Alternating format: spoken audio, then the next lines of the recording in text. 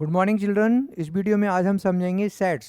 Sets क्या है, उसके introduction, types and further topic. So सबसे पहले हम देखते हैं set basically a group or collection. जैसे मैं आपसे बोलूं कि आपको लिस्ट बनाना है इंडिया के फर्स्ट 3 प्राइम मिनिस्टर के नेम्स का, तो आपने एक ग्रुप बना दिया, तीनों के नाम नोट कर दिए, मतलब एक सेट बन गया। अगर मैं बोलूं फर्स्ट 5 नेचुरल नंबर्स, तो 1 2 3 4 5 नेचुरल नंबर्स होते हैं। तो ऐसा कोई भी कलेक्शन या ग्रुप अगर आपने बनाया है, किसका कलेक्शन, वो नंबर्स हो सकते हैं या नेम्स या किसी भी तरह का कोई भी डाटा हो सकता है। बट उस कलेक्शन को बहुत क्लियर ही बताना जरूरी है। जैसे मैंने कहा कि make a set of 5 natural number, तो 5 natural number is not a set because I have not told you which 5. So any collection must be well defined.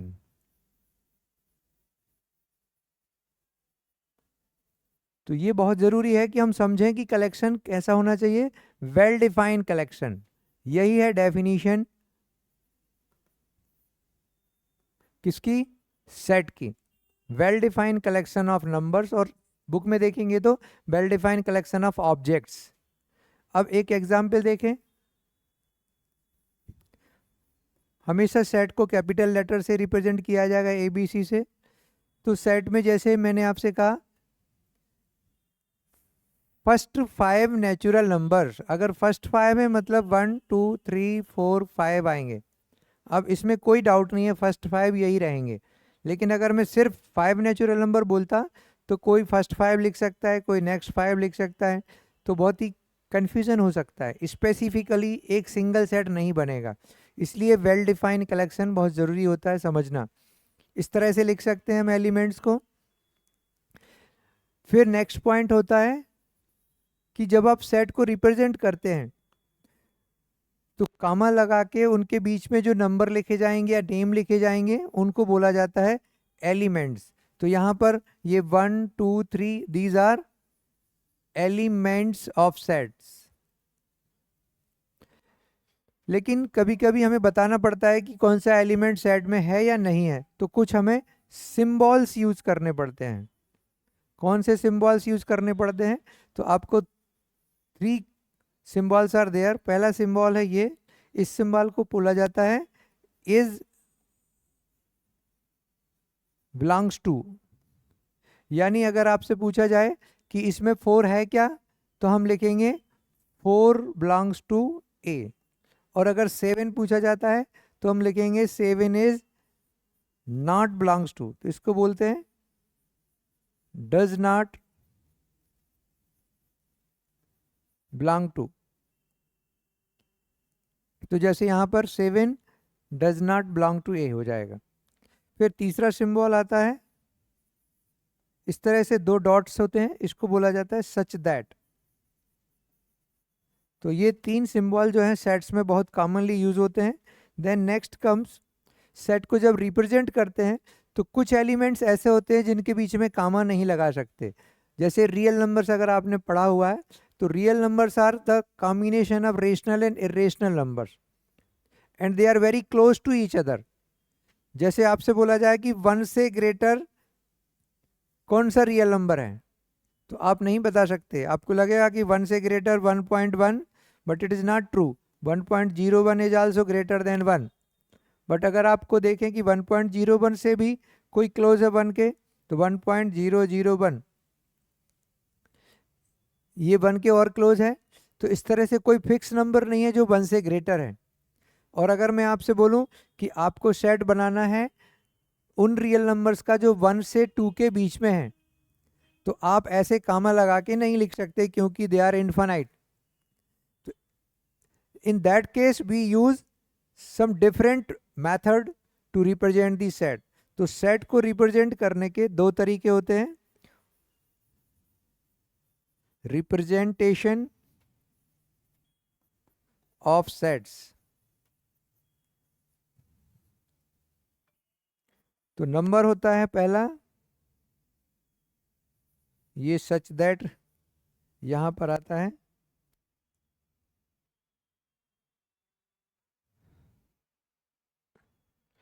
तो नंबर 1 रिप्रेजेंट करने का तरीका है रोस्टर फॉर्म।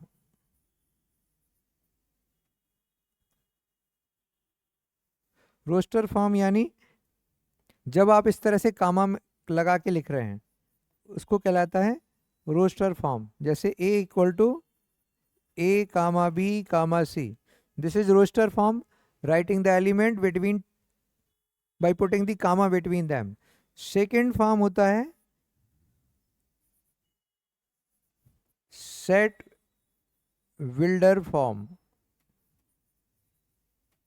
इसमें हम क्या करते हैं, जो एलिमेंट्स हैं उनको ना लिख के उन एलिमेंट्स की जो कॉमन प्रॉपर्टी होती है उसको रिप्रेजेंट करते हैं। जैसे आपसे बोला जाता है कि set of real numbers between 1 and 2, तो यहाँ पर लिखेंगे A is the set of X such that X is a real number या X belongs to R, R means real number, set of real numbers, and X is less than 2 and greater than 1। तो अब इसमें आपको 1 और 2 के बीच के सारे real numbers इस सेट से रिप्रेजेंट हो सकते हैं, हो रहे हैं। तो आपको ये ध्यान रखना है जब एलिमेंट्स बहुत डेंस होंगे, क्लोज होंगे, इन्फानाइट होंगे तो हम सेट बिल्डर फॉर्म को यूज़ करेंगे। सेट बिल्डर फॉर्म का एक और नाम है प्रॉपर्टी फॉर्म और रोस्टर फॉर्म का एक और नाम है टेबुलर फॉर्म। तो ये दो फॉर्म होते हैं सेट को रिप्रेजेंट करने के। और क्वेश्चंस आते हैं रोस्टर फॉर्म से सेट बिल्डर फॉर्म में कन्वर्ट करना या सेट बिल्डर फॉर्म से टेबुलर फॉर्म में कन्वर्ट करना, वो हम देखेंगे अभी।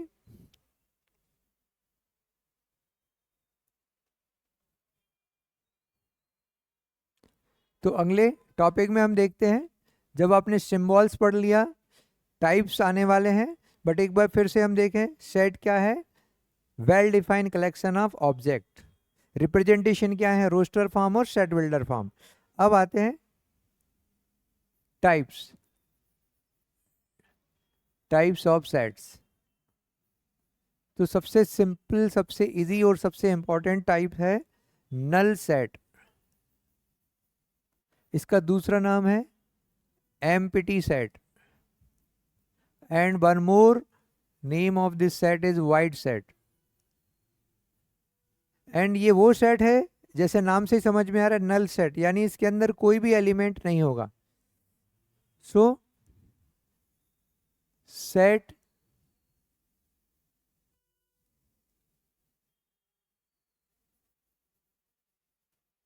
having no element, example B is the set of X where X is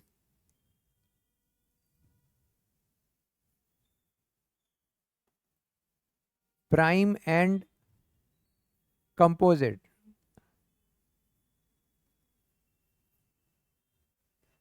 ऐसा नंबर जो प्राइम भी हो और कंपोजिट भी हो। प्राइम जिसके सिर्फ दो ही फैक्टर होते हैं, 1 and number itself, and composite जिसके दो से ज़्यादा फैक्टर होते हैं। तो ऐसा कोई नंबर नहीं होगा जो प्राइम और कंपोजिट दोनों एक साथ हो। Therefore it will be written without any element. This is null set and this can also be represent by phi. एक सिंबल है phi. So either we can represent by phi or we can represent by simply curly bracket। Sets जब भी represent करेंगे ये करली bracket ही use करना है, इस तरह से बाकी दूसरे ब्रैकेट यूज नहीं करना है। ये ब्रैकेट नहीं आएंगे, ये ब्रैकेट भी नॉर्मल सेट के लिए नहीं आएंगे। ये ब्रैकेट्स आगे चल के इसी सेट के चैप्टर में एक टॉपिक है इंटरवल्स, वहाँ पर इसका बहुत क्लियर मीनिंग है, वहाँ हम इसको यूज कर सकते हैं। बट फिलहाल आप ये समझ लें कि हमेशा करली ब्रैकेट को ही यूज करना है। तो सेकंड सेट है singleton set. Singleton set means which is having only one element. ऐसा सेट जिसमें एक और सिर्फ एक ही एलिमेंट होगा। इसका एग्जाम्पल देखिए, जैसे P is the set of X where X is neither prime nor composite, ऐसा नंबर जो ना प्राइम हो और ना कंपोजिट हो, तो ऐसा नंबर होता है 1. 1 is neither prime nor composite, so 1 is a single element in this set which is called singleton set.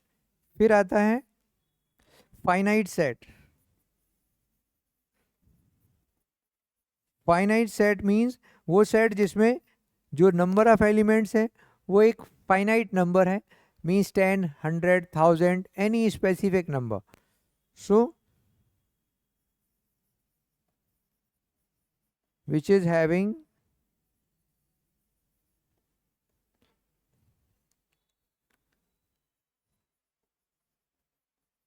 finite number of elements, जिसके एलिमेंट्स फाइनाइट हों. इसका एग्जाम्पल देखें हम. a इज इक्वल टू 1, 2, 3 और लास्ट में अगर आपने कोई नंबर लिख दिया, इसका मतलब है इसके एलिमेंट फाइनाइट हो गया और ये फाइनाइट सेट हो गया. अगर 100 नहीं लिखेंगे, डैशेस लगे हैं, it means it is infinite set. तो फाइनाइट सेट का सिंपल एग्जाम्पल देख सकते हैं आप. कहीं से भी स्टार्ट हो बट एंडिंग पॉइंट होना चाहिए ताकि उसकी टोटल नंबर ऑफ एलिमेंट्स का नंबर एक फिक्स नंबर हो, काउंटेबल हो. फिर आता है इनफाइनाइट सेट्स.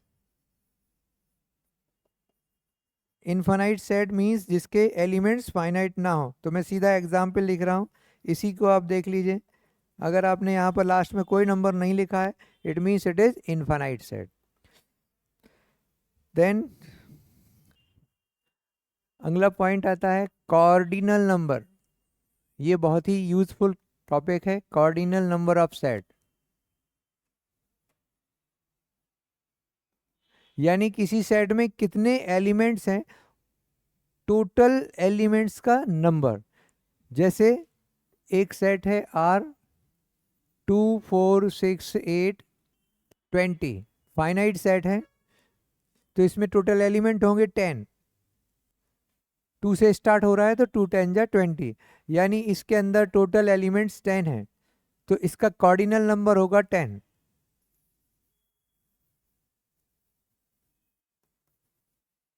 और कार्डिनल नंबर जिस सेट का है उस सेट को रिप्रेजेंट करने का तरीका ये है. उस सेट को लेटर को ब्रैकेट के अंदर लिखेंगे और बाहर स्मॉल n लिख देंगे. तो n R means cardinal number of set R, that is equal to 10. But याद रखना, कार्डिनल नंबर उसी सेट का निकलता है जो सेट फाइनाइट हो. इनफाइनाइट सेट का कार्डिनल नंबर नहीं निकलता है. इसलिए जब कार्डिनल नंबर को डिफाइन करते हैं तो for any finite set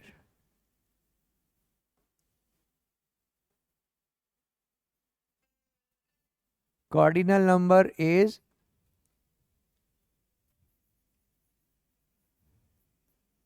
total number of elements. तो ये आपका एक एग्जाम्पल है, नंबर दिया हुआ है. अगर मान लो किसी में एक भी एलिमेंट नहीं है, जैसे नल सेट, देखिए if A equal to null set, then इसके नंबर ऑफ एलिमेंट्स कितने होंगे? 0, because it is not having any element. तो नल सेट का कार्डिनल नंबर 0 होगा. लेकिन अगर आपने ब्रैकेट के अंदर 5 लिख दिया तो अब ये नल सेट नहीं है, इस सेट के अंदर एक एलिमेंट आ गया, तो इस केस में इसका कार्डिनल नंबर हो जाएगा 1. भले ये 5 है बट इस ब्रैकेट के अंदर जैसे एक खाली थैला, ये खाली थैला है लेकिन आपने एक खाली थैले के अंदर एक और खाली थैला रख दिया, तो जो बाहर वाला थैला है अब वो खाली नहीं रहा, उसके अंदर एक खाली थैला या ब्लैंक बैग आ गया है. तो बाहर वाले थैले को आप या बाहर वाले इस सेट को नल सेट नहीं बोल सकते. तो ये आपका कार्डिनल नंबर हो गया. फिर इसके बाद आता है इक्विवेलेंट. इक्विवेलेंट सेट वो सेट होते हैं जिनके कार्डिनल नंबर्स इक्वल होते हैं. if number of element of A and number of element of B are equal, then A and B are called equivalent set.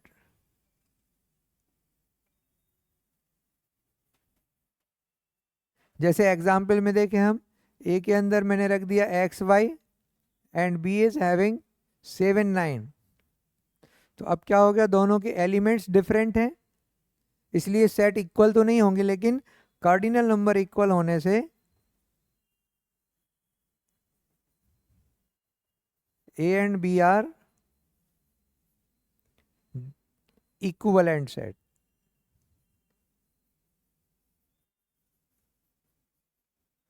तो इस तरह से इक्विवेलेंट सेट हो जाता है। एक बार फिर से इसको ध्यान से देखेंगे, कार्डिनल नंबर यानी किसी सेट के अंदर कितने एलिमेंट्स हैं, टोटल एलिमेंट्स का नंबरिंग कहलाता है कार्डिनल नंबर, और एन आगे लगेगा ब्रैकेट के अंदर, सेट का लेटर यूज किया जाएगा। नल सेट है तो कार्डिनल नंबर 0 होगा। अगर सेट के अंदर कोई भी एक एलिमेंट है, 5 है, 1 है या 2 है, उसके हिसाब से उसका कार्डिनल नंबर बनेगा। अगर दो सेट के कार्डिनल नंबर इक्वल है, then set is known as equivalent set. Equal sets नहीं होंगे ये, क्योंकि अगला टॉपिक है इक्वल सेट। इक्वल सेट में एलिमेंट्स इक्वल होने बहुत ज़रूरी है। सो अगला देखते हैं हम लोग, इक्वल सेट।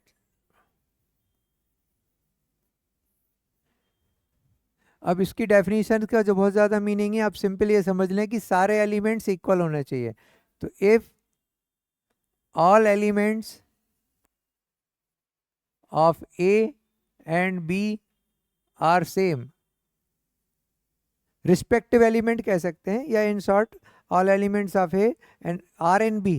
थोड़ा सा और मैथमेटिकली चलें अगर हम, तो इसको ऐसे कर सकते हैं, all element of A are also element of B, यानी जितने एलिमेंट ए के हैं वो बी के भी एलिमेंट हैं, and all elements of B are also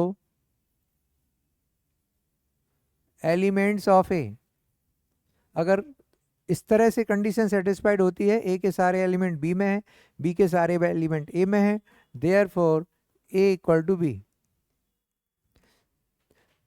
तो किसका एग्जाम्पल देखें, ए में 1 2 3 एंड बी के अंदर है 3 2 1 1 2। तो एक और नई चीज़ यहाँ से हम समझेंगे, अगर कोई एलिमेंट किसी सेट के अंदर बार बार रिपीट हो रहा है, तो उससे कोई भी उसके सेट की काउंटिंग नंबर पर या सेट के एलिमेंट्स में कोई भी एक्स्ट्रा इंक्रीमेंट नहीं होगा, ये 1 2 3 ही माना जाएगा। भले आप उसको ऑर्डर उलट के लिखें, 1 3 2 लिखें, या 2 3 1 लिखें, या 1 1 2 2 3 3, ऐसा कुछ भी है, डिफरेंट एलिमेंट्स कितने हैं उसके अंदर, वो टोटल डिफरेंट एलिमेंट ही उस सेट के एलिमेंट माने जाएंगे। तो यहाँ पर रिपीटेशन से कोई फर्क नहीं पड़ेगा, 1 2 3 लिखें या 3 2 1, this will be consider as same. So A equal to B. और ये अंडरस्टूड है कि अगर एलिमेंट इक्वल होंगे तो वो इक्विवेलेंट भी होंगे, क्योंकि उनके कार्डिनल नंबर भी इक्वल आएगा, क्योंकि दोनों के नंबर ऑफ एलिमेंट सेम है। तो ऐसा क्वेश्चन आ सकता है कि all equivalent sets are equal और all equal sets are equivalent. तो जो पहला है वो रॉन्ग है, all equivalent set can not be equal, but all equal sets will be called as equivalent set because their cardinal number will be equal. तो इस तरह से ये इक्वल सेट्स का कॉन्सेप्ट हम देख रहे हैं। आगे चल के इस पर बेस्ड और भी बहुत सारे क्वेश्चंस आएंगे। अभी हम अगला टॉपिक करेंगे, तब फिर हमें इक्वल सेट्स की जरूरत पड़ेगी। तब आपको ये एलिमेंट, ये डेफिनेशन याद रहना चाहिए, all element of A also present in B and all element of B also present in A. अगर ये दोनों ट्रू है, then we can say both the sets are equal sets. अब चलते हैं अगला, नेक्स्ट टॉपिक है, बहुत ही इंपॉर्टेंट टॉपिक है, सबसेट्स। सबसेट्स का मतलब है कि किसी भी सेट के एलिमेंट्स को लेके, अगर आपने कुछ नए सेट्स बना दिए, जैसे 1 और 2 को लिया और एक और नया सेट बना दिया हमने P। तो यहाँ पर हम ये कह सकते हैं कि P के सेट P के सारे एलिमेंट A में हैं। All the elements of P belongs to set A। It means that P is subset of A. P will be called as subset of set A because all the elements of P belongs to A. तो definition क्या बनती है? If all elements of general form में कोई भी letter ले सकते हैं, set P are also in set A, then P is called subset of A. ये एग्जाम्पल हो गया, P के सारे एलिमेंट A में है तो P is subset of A। And denoted as, कैसे डिनोट करेंगे इसको? तो डिनोटेड एज ये सिंबल है। सेट में भी सबसेट के लिए ये सिंबल नॉर्मली यूज किया जाता है। अभी आगे हम डिस्कस करेंगे कि कब इसको यूज करेंगे और एक अकेला इसको भी यूज किया जा सकता है। तो ये सेट का जब यूज होगा जब आपको क्लियरली पता है कि P के एलिमेंट A में हैं लेकिन P A के इक्वल नहीं है, यानी P और A में सारे एलिमेंट सेम नहीं है। अगर आपको मालूम है जैसे इसके केस में 1 2 तो इसमें है लेकिन 3 नहीं है, तो एक्चुअल साइन हमें यहाँ पर ये वाला ही यूज करना चाहिए, क्योंकि P उसका सबसेट तो है लेकिन उसके इक्वल नहीं है, छोटा है उससे। लेकिन अगर हमको नहीं पता है कि वो छोटा है या इक्वल है तो उस केस में, जनरल केस में, क्योंकि आगे अभी हम देखेंगे कि हर एक सेट अपने आप का भी सबसेट होता है, तो पहले उसको समझ लें फिर इसको एक बार फिर से डिस्कस करेंगे। तो ये सबसेट की डेफिनेशन हो गई। अब इसके प्रॉपर्टीज आती हैं। तो सबसे पहली प्रॉपर्टी यही है कि जब आप A को A के साथ कंपेयर करेंगे तो पाएंगे कि सारे एलिमेंट सेम हैं। So every set is subset of itself.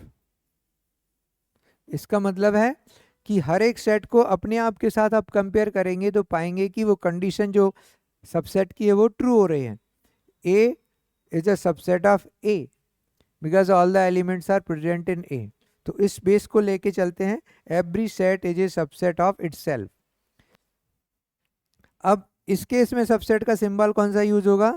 ये वाला, क्योंकि ये सबसेट की कंडीशन भी सेटिस्फाइड कर रहा है और इक्वल भी है। लेकिन हर एक सेट ऐसा नहीं होगा। जैसे इस केस में P A का सबसेट तो है लेकिन इक्वल नहीं है, तो सिर्फ ये सिंबल हमें यूज करना है। नेक्स्ट आता है किसी सेट में कितने एलिमेंट हैं उसको कैसे मालूम करेंगे, लेकिन उसके पहले एक और बात समझना है, थोड़ी सी डिफिकल्ट है समझने के लिए, बहुत ध्यान से समझेंगे इसको। देखिए जैसे मैंने कहा यहाँ पर P A का सबसेट है क्योंकि P के सारे एलिमेंट A के अंदर लाई कर रहे हैं। तो यहीं पर लिखते हैं, चलो एक Q एलिमेंट लेते हैं जिसमें 1 और 4 ले लिया। तो यहाँ पर क्या Q A का सबसेट है? नहीं है, क्योंकि Q में 4 है बट A में 4 नहीं है। तो इस तरह से लिखेंगे Q is not a subset of A। अब हमको समझना है कि किसी भी सेट को जब हम कहते हैं नॉट ए सबसेट तो कम से कम एक एलिमेंट ऐसा होना चाहिए जो उस सेट में हो बट जिसकी हम बात कर रहे हैं सबसेट कहने की उस सेट में ना हो। अब जब आप नल सेट को देखते हैं तो नल सेट में कोई एलिमेंट ही नहीं है कि हम ये प्रूव कर सकें कि ये इसका सबसेट नहीं है। तो जब आप दो सेट में कंपेयर करने की कोशिश करेंगे तो या तो एक सेट दूसरे का सबसेट होगा या नहीं होगा, और कोई तीसरी पॉसिबिलिटी नहीं है। तो फाई को हम ये नहीं प्रूव कर सकते कि वो ए का सबसेट नहीं है, हमारे पास कोई ऐसा काउंटर एग्जाम्पल नहीं है जैसे क्यू के जैसा। इसलिए हम ये मान के चलते हैं कि phi is the subset of every set. क्योंकि भले इसमें एलिमेंट नहीं है लेकिन इसके सारे एलिमेंट यहाँ पर हैं, ये अंडरस्टूड प्रूव हो रहा है। तो जो अगला पॉइंट है वो है फाई और this null set is subset of every set. ये कई बार बच्चों को समझ नहीं आता कि कैसे हो रहा है, तो आपको बस इतना ध्यान रखना है बेसिक पहला पॉइंट कि दो सेट के बीच में कंपेयर करोगे आप तो या तो कोई एक दूसरे का सबसेट होगा या नहीं होगा। नहीं होगा तो एक एविडेंस होगा हमारे पास, जैसे इसमें कि 4 बिलोंग्स टू क्यू। इसमें भी आप रीजन लिख सकते हो क्यों नहीं है ये सबसेट, क्योंकि 4 belongs to Q and 4 not belongs to A. तो इस पॉइंट को देखते हुए हम कह सकते हैं कि Q is not a subset of A. लेकिन फाई के केस में हमारे पास कोई एविडेंस नहीं है तो ये सबसेट नहीं होगा, हम ऐसा प्रूफ नहीं कर सकते। तो अंडरस्टूड है कि it will B subset of every set. तो ये बहुत ही इंपॉर्टेंट सेकंड पॉइंट आता है। अगला पॉइंट देखते हैं, थर्ड पॉइंट हम, कि जब किसी सेट के सबसेट लिखना शुरू करते हैं तो कैसे लिखते हैं। तो जैसे एक सेट ले लेते हैं हम बी जिसमें एक्स वाई जेड। तो इसके जब सबसेट लिखना शुरू करेंगे तो सबसे पहले फाई लिखना है, क्योंकि अभी हमने प्रूव किया phi is subset of every set. फिर उसके बाद एक एलिमेंट लेना है एक्स, फिर वाई, फिर जेड, एक एक करके 3 सेट और बना देना है। तो 3 सेट्स और सबसेट्स बन गए इसके। उसके बाद आप एक्स और वाई को ले लीजिए, 2 एलिमेंट को, फिर वाई एंड जेड हम ले लेंगे, फिर एक्स एंड जेड ले लेंगे। इस तरह से 2-2 का पेयर बना के और भी सबसेट्स हम बना सकते हैं। और फिर तीनों को लेना है एक्स वाई जेड, और ये बन गया आपका एक नया सेट जिसको अभी हमने समझा था every set is subset of itself. तो आप देखिए टोटल कितने सबसेट्स हो गए, 1 2 3 4 5 6 7 8। तो अब हम यहाँ पर एक नया रिजल्ट निकालने वाले हैं कि किसी भी सेट में जितने एलिमेंट हैं जो उसका कार्डिनल नंबर है, अगर आप उसको 2 की पावर पर लगा देते हैं तो 2 की पावर 3 यानी 8 टोटल नंबर ऑफ सबसेट्स आ जाते हैं। तो किसी भी सेट के कितने सबसेट होते हैं वो निकलता है किससे, 2 की पावर कार्डिनल नंबर से। So total number of subsets equal to 2 to the power 3 that is 8। तो ये भी एक बहुत इंपॉर्टेंट रिजल्ट है। इसको जनरली ऐसा कह सकते हैं, कहीं क्वेश्चन में आ सकता है कि if n A is M therefore number of subsets will be 2 to the power m। इस तरह से जनरल एमसीक्यू में या 1 मार्क्स क्वेश्चन में पूछा जा सकता है। तो ये था सबसेट्स। सबसेट्स यानी ऐसा सेट जिसके सारे एलिमेंट किसी दूसरे सेट में हो, तो इसको उस दूसरे सेट का सबसेट बोला जाएगा। ए को पी का सबसेट नहीं बोलेंगे, P is the subset of A. और सिंबल कौन सा यूज करेंगे, जनरली ये करेंगे अगर हमको मालूम है कि वो उससे छोटा है, उसके इक्वल नहीं है, तो फिर इस तरह का सेट कर सकते हैं। यहाँ पर ये भी लगा देंगे तो भी रॉन्ग नहीं है, वो मीनिंग वही है, सबसेट्स दिखा रहे हैं, या तो वो उससे छोटा होगा या इक्वल होगा। बट जब हमको क्लियर है तो हमें अवॉइड करना चाहिए। Then every set is a subset of itself, null is a subset of every set, and total number of elements is equal to 2 to the power of cardinal number of the set. Next में चलते हैं हम। अब जब subsets के साथ हम अगला पॉइंट लेंगे तो देखिए, अगर ए बी का सबसेट है लेकिन ए बी के इक्वल नहीं है, सबसेट है बट उससे इक्वल नहीं है, छोटा है, तो ए को बोला जाता है proper subset.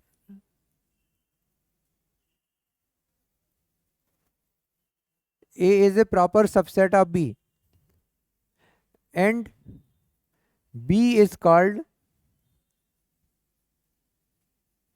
superset of A। यानी जब वो उससे छोटा है, इक्वल नहीं है, तो प्रॉपर वर्ड यूज करेंगे, प्रॉपर सबसेट ऑफ बी, और बी उसका क्या हो गया, सुपरसेट। जैसे ए बी का छोटा भाई है और बी ए का बड़ा भाई है, तो जब उससे बड़ा है तो उसको सुपरसेट बोला जाएगा। और इसी तरह से अगर हम देखें तो किसी भी सेट में इसको कॉन्सेप्ट को अगर हम बेस लेके चलते हैं, तो अगर एक क्वेश्चन हो सकता है, इफ एन ए इज 2, किसी सेट में 2 एलिमेंट हैं, then find proper subsets of A. कितने प्रॉपर सबसेट्स होंगे, तो पहले तो हम देखेंगे कि total number of elements subsets कितने हैं। टोटल सबसेट्स विल बी 2 की पावर 2 यानी 4। अब इसमें सिर्फ जो उसके इक्वल नहीं है वही आते हैं, तो जो इक्वल है उसको अलग कर देंगे। इन 4 में से एक वो होगा जो सेट होगा। एलिमेंट नहीं दिए, एलिमेंट की जरूरत ही नहीं है क्या है, लेकिन इतना समझना है जो भी सेट होगा टोटल सबसेट्स में वो भी इंक्लूड रहता है। तो प्रॉपर सबसेट्स जो हैं वो 4 - 1 यानी 3 हो जाएंगे, क्योंकि जो सेट है वो उसके इक्वल हो जाता है और प्रॉपर सबसेट्स में इक्वल नहीं होना चाहिए। तो इस तरह से आता है। और जो एक बच गया जो प्रॉपर सबसेट नहीं होता उसको इम्प्रॉपर सबसेट कहते हैं। तो एक जो बच गया set itself is called improper subset, but इनका बहुत ज़्यादा यूज़ नहीं है। हमें समझना है अगला पॉइंट वो है कि अगर ए बी का सबसेट है and B is subset of A, then ये हमने पहले भी समझा था, then A equal to B. तो ये सबसेट्स की टर्म्स में इक्वलिटी ऑफ सेट्स को डिफाइन किया जाएगा। If A subset of B, B is subset of A, then A equal to B और बी इक्वल टू ए। इस तरह से सबसेट्स की प्रॉपर्टीज में। और लास्ट जो हमें समझना है, 9th 10th में आपने पढ़ा होगा natural numbers, whole numbers, integers, rational number, real number.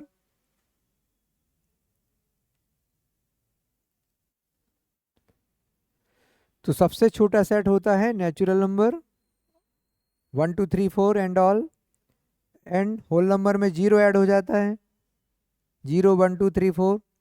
तो whole number is greater than natural number, तो नेचुरल नंबर ये सबसेट ऑफ होल नंबर। फिर होल नंबर में -1 -2 -3 इंटीजर्स ऐड हो जाते हैं, तो बन जाता है सेट ऑफ इंटीजर्स। जब नेगेटिव नंबर ऐड होते हैं 0 1 2 3 भी रहेगा, लेकिन -1 -2 -3 भी आ जाता है।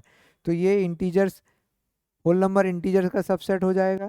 और इंटीजर्स में जब 1/2 1/3 1/4 फ्रैक्शनल नंबर ऐड हो जाते हैं, तो वो बन जाता है सेट ऑफ रेशनल नंबर।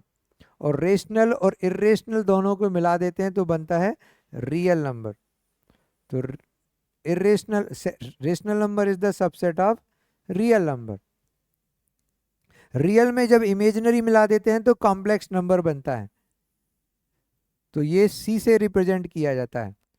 तो real number is the subset of complex number. ये पूरा नंबर सिस्टम है प्रॉपर ऑर्डर के अंदर, इसको भी बहुत अच्छे से समझने की ज़रूरत होती है।